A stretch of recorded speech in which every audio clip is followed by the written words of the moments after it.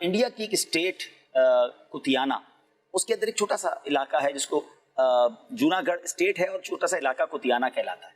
اس میں ایک سنگ تراش رہا کرتا تھا، پتھر تراشنے والا، اور وہ عاشق رسول تھا، مدینے کا دیوانہ تھا، اور اس کو پوری دلائل الخیرات شریف جو درود پاک کی بڑی مشہور و معروف کتاب ہے وہ اسے یاد تھی۔ تو وہ اس کا معمول یہ تھا کہ جب بھی کوئی پتھر تراشتا تھا تو دلائل الخیرات شریف کا ایک باب جو ہے وہ پڑھ لیا کرتا تھا، یعنی درود پاک اس کی زبان پر جاری رہتا تھا۔ اس واقعے سے آپ کو درود پاک کی فضیلت کے بارے میں بھی معلوم ہوگا۔ اب ہوا یہ کہ حج کے دن آئے اور حج کے قافلے روانہ ہو رہے تھے، تو اس کا بھی دل چاہ رہا تھا، یار کس کا دل نہیں چاہتا کہ وہ بھی حج پر جائے، مدینے جائے۔ تو ایک رات وہ سویا تو اس کی قسمت کا ستارہ چمک اٹھا۔ نبی پاک صلی اللہ تعالیٰ علیہ وسلم خواب میں تشریف لائے اور فرماتے ہیں کہ نبی پاک علیہ السلام اسے گنبد خضرا اور مسجد نبوی شریف کا دیدار کروا رہے ہیں، اور فرمایا کہ ایک مینار جو تھا اس کا ایک پتھر جو ہے وہ شکستہ ہے، ٹوٹا ہوا ہے۔ تو نبی پاک علیہ السلام نے جو فرمایا، لبھائے مبارکہ کو جنبش ہوئی اور کچھ اس طرح فرمایا کہ دیوانے وہ دیکھو، ہمارے نور بار مینار کا ایک کنگرا، یعنی چھوٹا سا کنکر کہہ لیں، پتھر کہہ لیں، ٹوٹا ہوا ہے، تم ہمارے مدینے آؤ اور اس پتھر کو، اس کنگرے کو دوبارہ اثر نوٹ بنا دو یا اس کو ٹھیک کر دو۔ اب یہ بیدار ہوا، سوچنے لگا کہ نہ میرے پاس پاسپورٹ ہے، نہ ویزا ہے، نہ رخت سفر ہے، اور میں کیسے جاؤں؟ مگر اس کی عشق نے ڈھارس بندائی کہ جب بلایا آقا نے خود ہی انتظام، یہ اس نے اپنا سامان باندھا، اوزار بھی لیے، اور اس زمانے میں پور بندر کی، ہند میں ایک بندرگاہ تھی، پور بندر کی بندرگاہ سے جہاز روانہ ہوتے تھے مدینے کی طرف، تو جدہ کی طرف، تو وہ اس بندرگاہ پر چلا گیا۔ اب وہاں ایک عجب منظر تھا کہ ایک حاجیوں کا سفینہ جو ہے، جہاز ریڈی ہے اور لنگر بھی اٹھا دیے گئے ہیں، مگر وہ جہاز جو ہے وہ چلنے کے لیے تیار نہیں۔ اچھا، جہاز تھوڑا ڈیپ سی میں ہوتا ہے، درمیان میں ہوتا ہے، سمندر کے کنارے، چھوٹی کشتی کے ذریعے نارمل بازو کا لایا جاتا ہے، جہاز وہاں تک پہنچ گیا تھا، اور اب سٹارٹ نہ ہو، کسی نے دیکھا کہ دور ایک حاجی لگ رہا ہے جس کے پاس سامان بھی اور وہ رہ گیا ہے،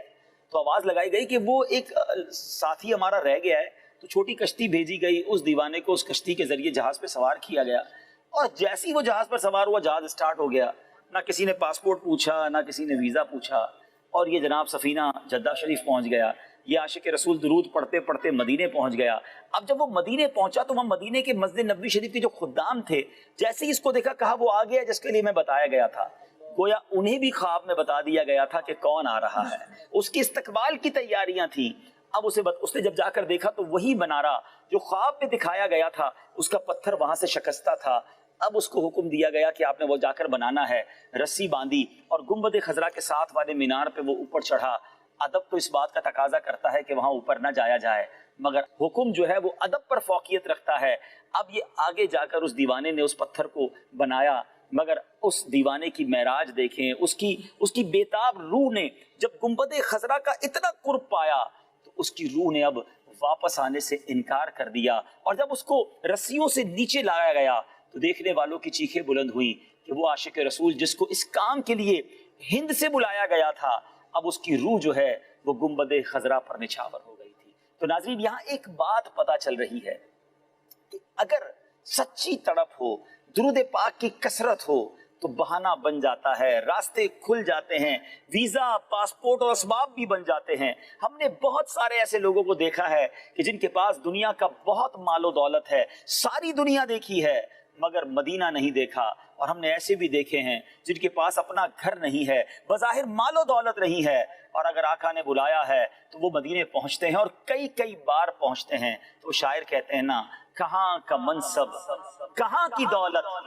قسم خدا کی ہے یہ حقیقت، جنہیں بلایا ہے مصطفیٰ نے وہی مدینے کو جا رہے ہیں۔ کہاں کا منصب، کہاں کی دولت،